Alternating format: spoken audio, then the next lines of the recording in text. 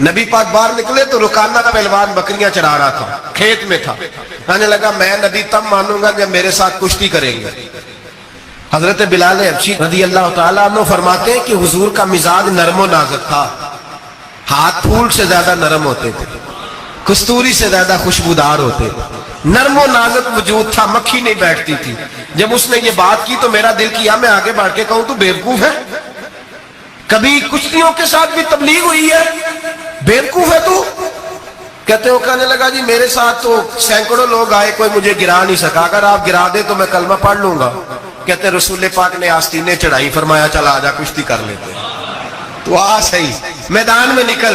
میرے رسول پاک نے آستین چڑھائی، تامت مبارک کو سمیٹا، فرمایا چلا آجا آجا۔ ہر میدان میں رسول پاک تشریف لائے، نبی پاک سامنے ہوئے، حضور نے اس کو داؤ لگانے کا موقع دیا، کبھی ٹانگوں کی طرف بھاگتا، کبھی پیچھے آتا، کبھی دائیں۔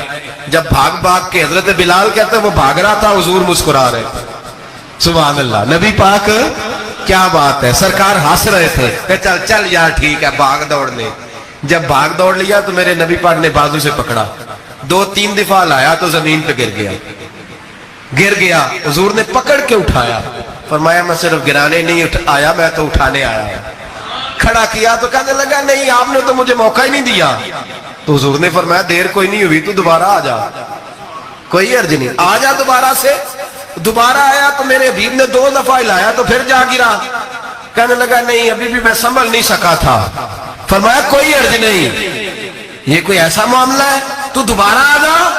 اب کہ جب آیا نا تو حضرت بلال کہتے ہیں وہ دستے مبارک جن کو میں تھامتا تھا تو لگتا تھا پھول تھام لیے ہیں، ان ہاتھوں سے حضور نے اٹھا کے فضا میں بلند کیا اور حضور نے دھڑام سے زمین پہ گرایا تو کلمہ پڑھتا ہوا کھڑا ہوا، کہنے لگا اے محبوبہ جو تیرے ہاتھ میں طاقت ہے وہ تیری نہیں، وہ خدائی طاقت ہے۔